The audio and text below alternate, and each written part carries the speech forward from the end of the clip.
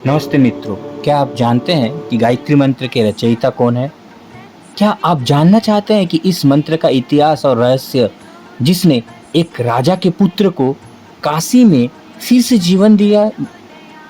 आखिर क्यों इस मंत्र को वेदों का सबसे शक्तिशाली मंत्र माना जाता है? इस रहस्य को जानने के लिए वीडियो के अंत तक बने रहें।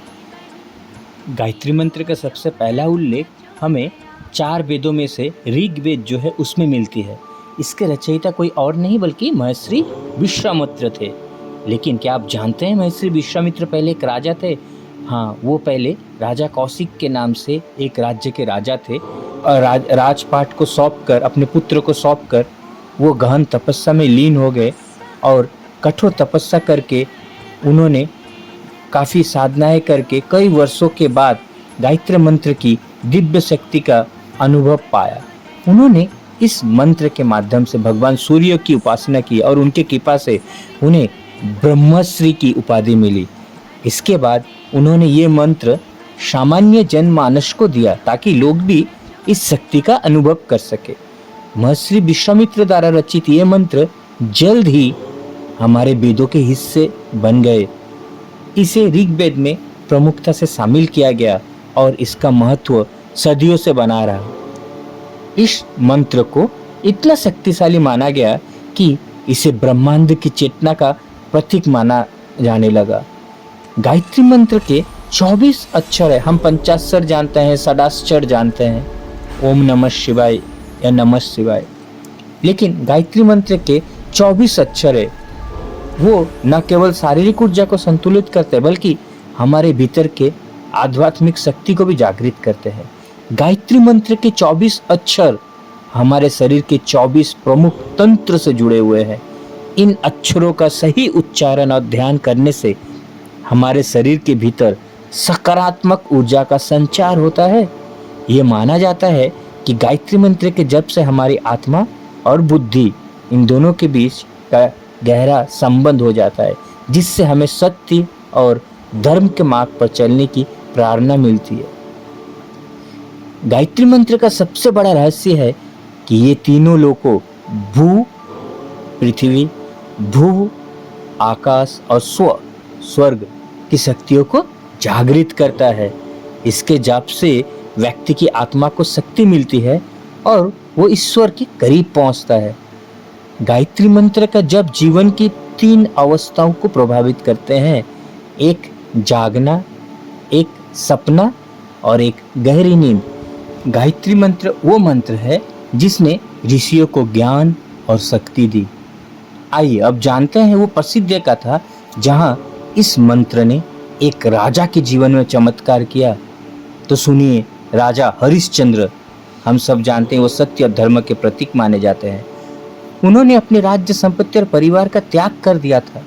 पुराणों में एक कथा विशेष रूप से महत्वपूर्ण है जिसमें राजा हरिश्चंद्र, जिन्हें सत्य धर्म का प्रतीक माना जाता है, उन्होंने अपने जीवन में अनेक कठिनाइयों का सामना किया।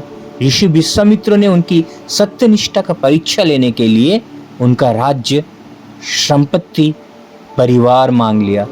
राजा ने बिना किसी हिचक के सब कुछ दान कर दिया। जब राजा हरिश्चंद्र और उनका परिवार काशी के मणिकर्णिका घाट पर जीवन यापन करने लगे, तब उनके पुत्र रोहिताश्व की मृत्यु हो गई। ये एक अत्यंत दुखद क्षण था। वहाँ राजा हरिश्चंद्र मणिकर्णिका के घाट पर कर वसूल किया करते थे। जो भी घाट पर शव जलाने आते थे उनसे पैसा लिया करते थे और अपने परिवार चलाया करते थे। लेकिन जब पुत्र की मृत्यु हो गई तब उनकी पत्नी शैवा ने रोहिताश्व का अंतिम संस्कार करने के लिए मणिकर्णिका घाट पर पहुंची। लेकिन राजा हरिश्चंद्र ने सत्य के नियमों का पालन करते हुए अंतिम संस्कार की अनुमति तब तक नहीं दी जब तक कि शैवा शुल्क न दे सके, क्योंकि उन्हें तो शुल्क वसूल करना था। अब शैवा क्या करे? काफी कठिनाइयों में गिर गए। उनके पास और कोई उपाय नहीं था। सत्य के आगे वो अपने सर झुकाकर भगवान से सिर्फ प्रार्थना किए और गायत्री मंत्र का जाप किया।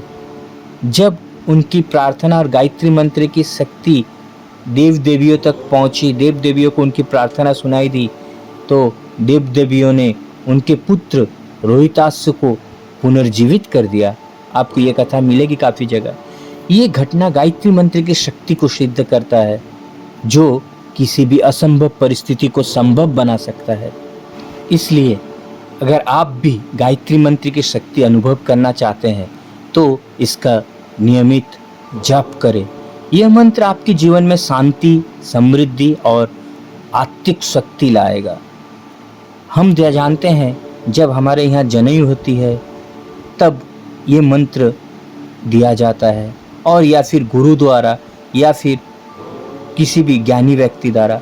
आप भी किसी ज्ञानी व्यक्ति या गुरु आपके हैं या आप जिनको जानते हैं उनके माध्यम से इस मंत्र का सारा ज्ञान प्राप्त कर आप भी इसका नियमित जप कर सकते हैं।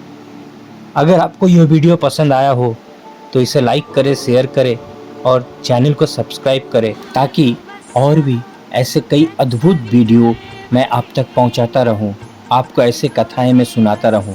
धन्यवाद।